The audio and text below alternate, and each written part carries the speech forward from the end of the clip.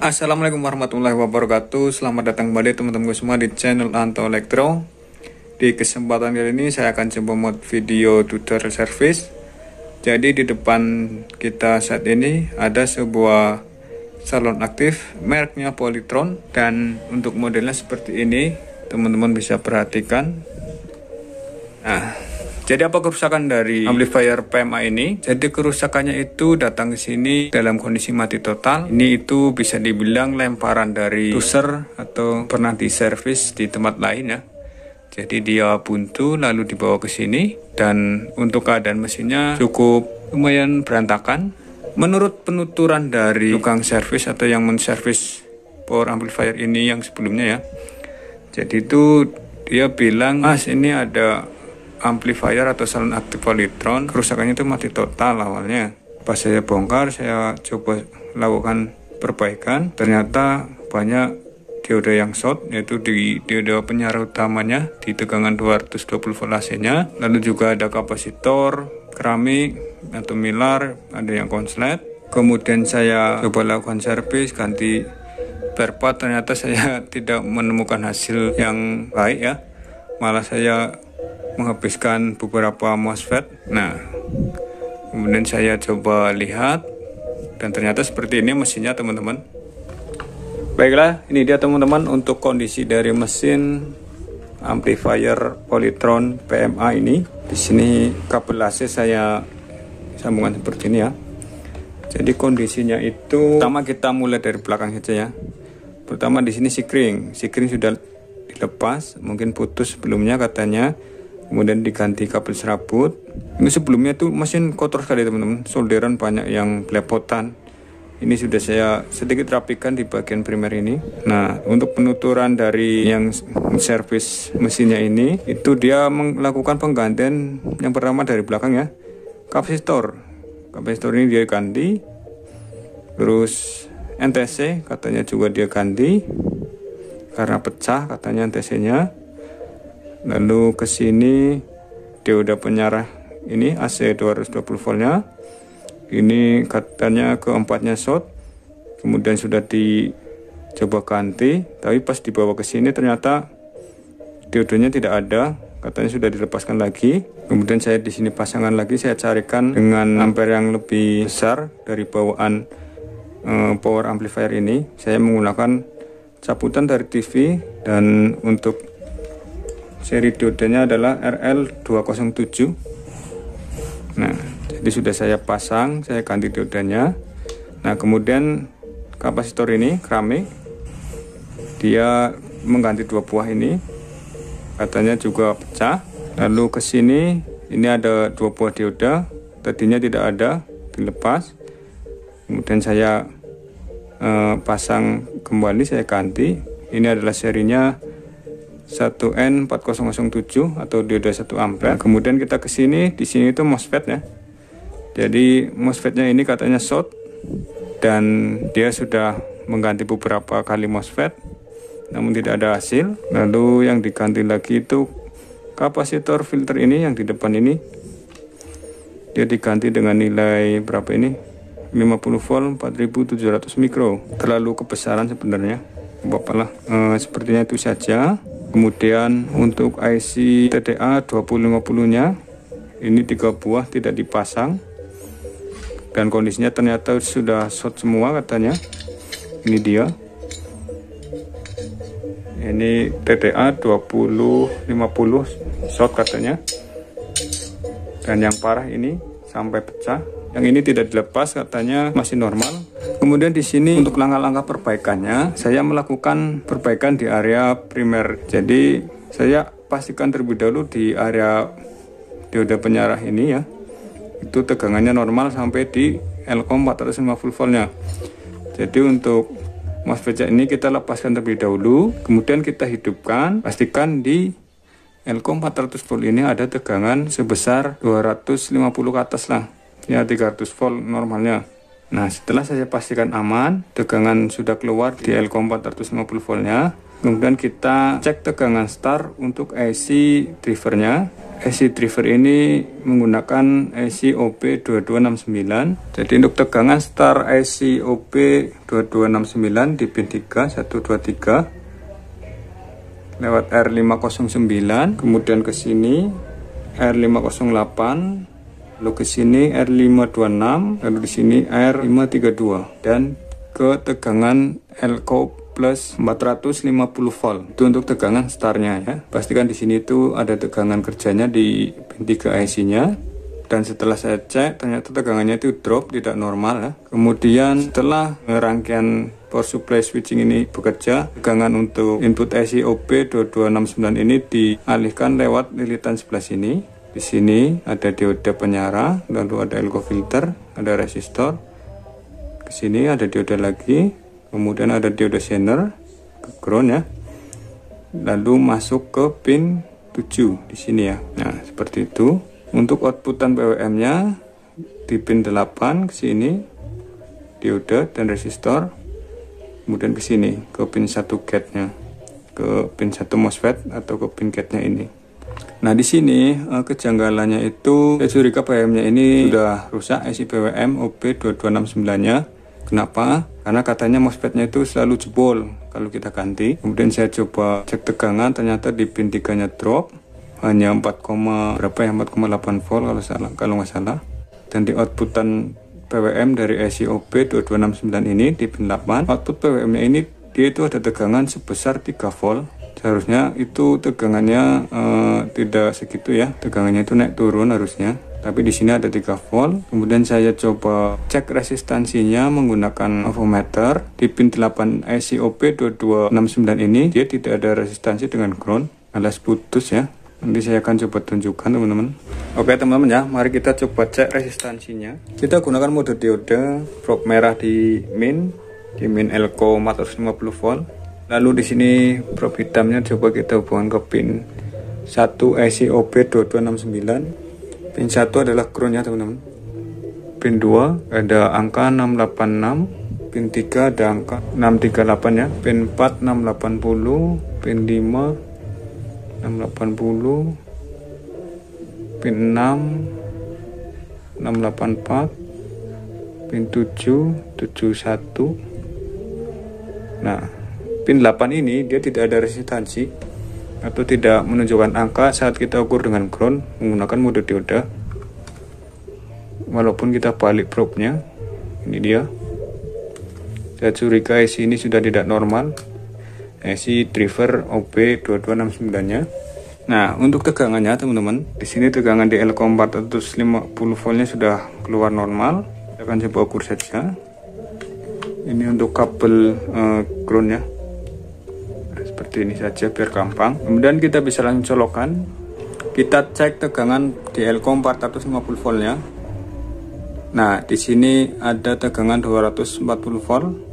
Ini karena tegangan di rumah saya dengan PLN AC-nya itu drop ya. Jadi tegangan DC yang dihasilkan hanya seperti ini, hanya segini 240.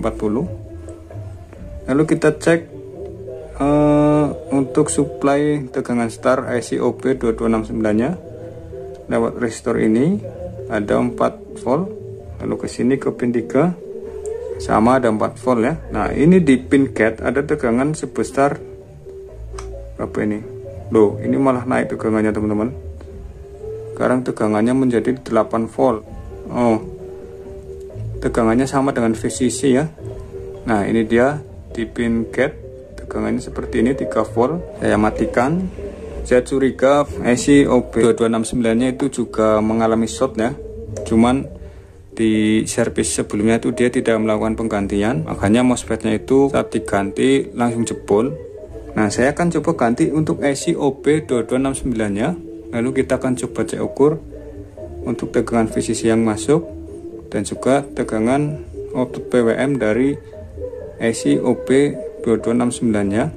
Apakah beda atau masih sama saja? Saya akan coba ganti terlebih dahulu untuk IC-nya teman-teman. Di sini saya sudah siapkan untuk IC pengganti OP2269-nya. Kita langsung lepas menggunakan solder saja teman-teman. Kita beri ganti 0 di kaki-kakinya. Oke, ini dia sudah terlepas.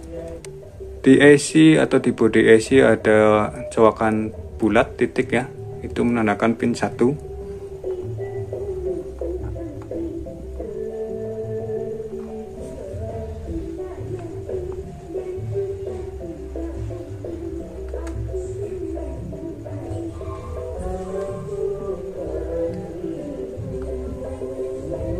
Oke, ACOP 2269 yang baru sudah terpasang. Kita coba cek resistansi di pin 8-nya ya. Kita menggunakan mode dioda. Kalau tadi sebelumnya tidak ada resistansi nih.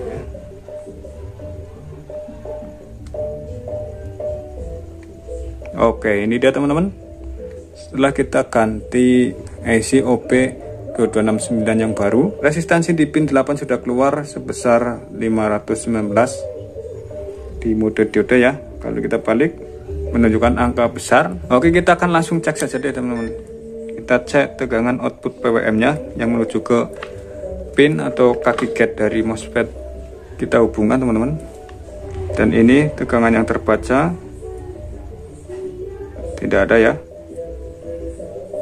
0 volt, 0,400 240 volt.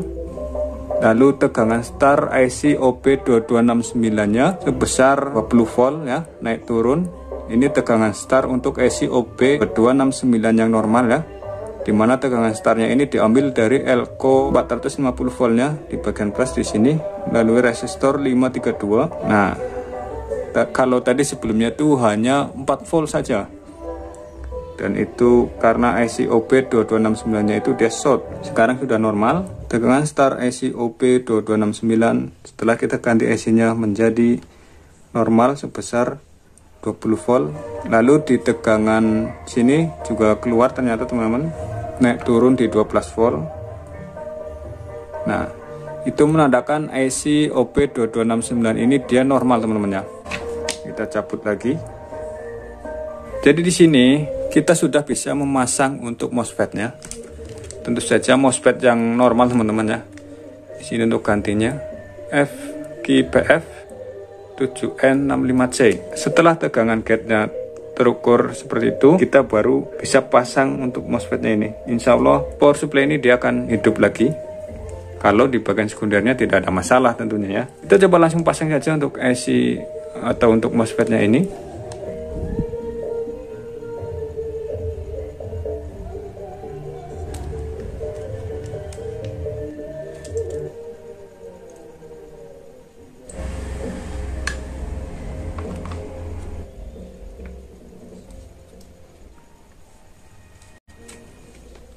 Oke, MOSFET sudah terpasang. Pastikan di bagian area sekundernya tidak ada yang short ya. Kemudian kita bisa langsung tes saja apakah tegangan sekundernya keluar atau tidak.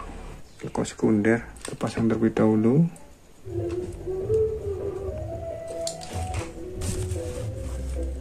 Kita cek bagian plus, dan ternyata tegangan tidak keluar teman-teman. Setelah kita pasang MOSFET ternyata tegangannya tidak keluar ya, memang tidak keluar tegangannya teman-teman. Oke teman-teman, setelah saya melakukan pengecekan komponen, di sini sudah saya temukan penyebab tegangan sekunder tidak keluar, yaitu resistor sense atau resistor yang terhubung ke kaki nomor 3 MOSFET 7N65 nya yang menuju ke ground primer atau ke elkomin, yaitu yang ini teman-teman. Di sini ada beberapa resistor 1, 2, 3. Setiap resistor ini nilainya 0,56 ohm. Jadi satu resistor ini adalah nilainya 0,56 ohm. Kenapa ini bisa menyebabkan tegangan sekunder tidak keluar? Itu karena nilainya yang sudah membesar atau melar ya. Nah, saya akan mencoba menggantinya ya. Karena di sini sebenarnya saya tidak ada pengganti untuk resistor ini dengan nilai 0,56 ohm. Saya mencari cabutan di mesin TV. Saya temukannya resistor 2 watt 2 buah dengan nilai 0,33 ohm dan 0,22 ohm. Ini kalau kita rangkai secara seri berarti menjadi 0,55 ohm ya. Ya mendekatilah, itu saya rasa aman teman-teman ya. Mari kita langsung coba teman-teman. DC volt. Nah ini dia tegangan sekunder sekarang keluar 18 volt ya, 17,9. Untuk min sama imbang ya. Nah oke teman-teman ya, jadi sampai di sini itu regulator sudah hidup lagi, tegangan sudah keluar pada bagian sekundernya. Nah setelah ini kita tinggal sang untuk amplifiernya atau IC TTA 2050 nya. Oke, ini dia teman-teman untuk IC TTA 2050 nya, IC amplifiernya sudah terpasang semua 4 buah ya. Saya akan coba hidupkan kembali, lalu ukur tegangannya teman-teman, apakah berubah atau tidak.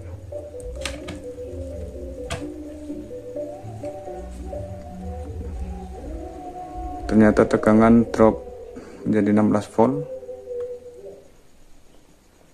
Oke, sama, harusnya ini sudah hidup.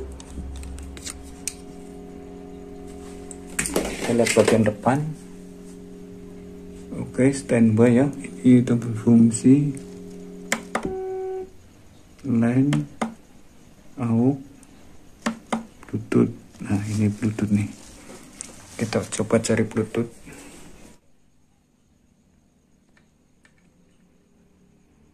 Ya ini dia, tegangannya normal di 17 volt teman-teman. Kita akan coba sambungan Bluetoothnya.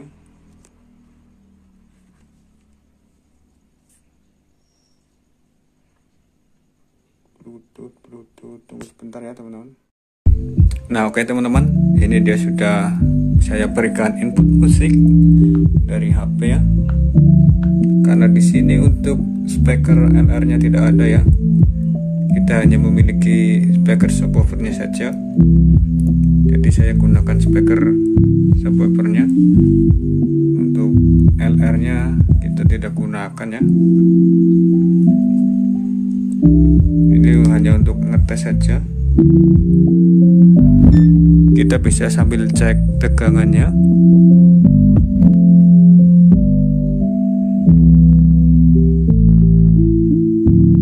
Oke teman-teman ya, jadi di sini ternyata ada masalah lagi.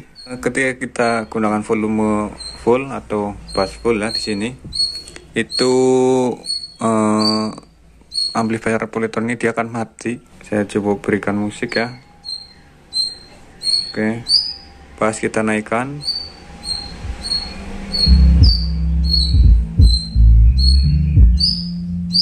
Nah ini ada input audionya, kita kasih volume full.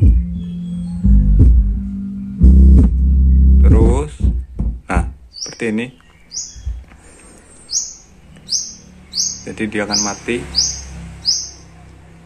Ini sepertinya faktor saya salah mengganti nilai R-sense ya.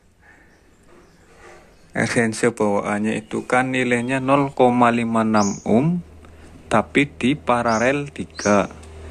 Jadi itu nilainya dia kalau kita hitung berarti 0,56 ohm di paralel 3, berarti dia itu nilainya menjadi sekitar 180 mili. Ini adalah resistor 0,56 ohm ketiganya. Kalau kita paralel kan berarti dia nilainya menjadi mengecil lah, menjadi sekitar 180 mili ohm. Nah di sini saya akan coba carikan yang mendekati. Oke teman-teman, jadi untuk mesin power amplifier Polytron PMA 9502 ini dia sudah normal lagi. Jadi saat volume bass full dia tidak mati standby ya. Penyebabnya ini teman-teman, di resistor pin short dari MOSFET 7N65 nya, pin 3 ke ground ya, ke ground primer. Di sini saya ganti menggunakan 0,22 ohm. Yang sebelumnya itu 0,56 ohm tapi di paralel 3. Di sini saya ganti menggunakan 0,22 ohm. Saya akan coba rapikan dan kita akan berikan input musik teman-teman. Ini dia teman-teman, amplifier sudah standby. Kita coba on. Hello. Mode mode Bluetooth ya. Di sini juga saya sambungkan speaker LR. Ini untuk mencobanya saja. Coba saya berikan input musik ya. Ternyata saya salah pasang, malah di line input. Harusnya di speaker out. Nah, LR sudah menyala ya. Saya gunakan satu buah salon untuk speaker.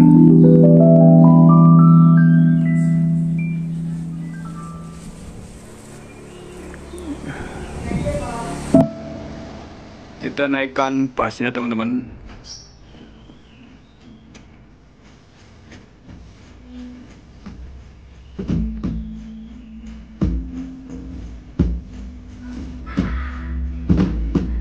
Ini volume sudah full.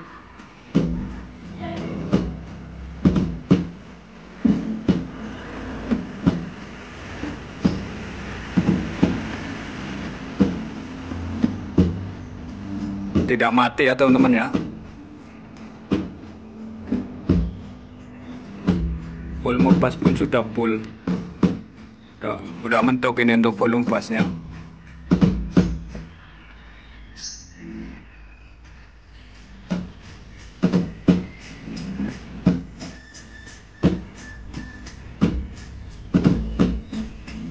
Kalau ini sudah normal lagi teman-teman ya. Oke teman-teman, ini untuk penutupan saja langsung ya. Setelah dibikin pusing oleh amplifier Polytron PMA 8902 ini, PMA 9502 ya.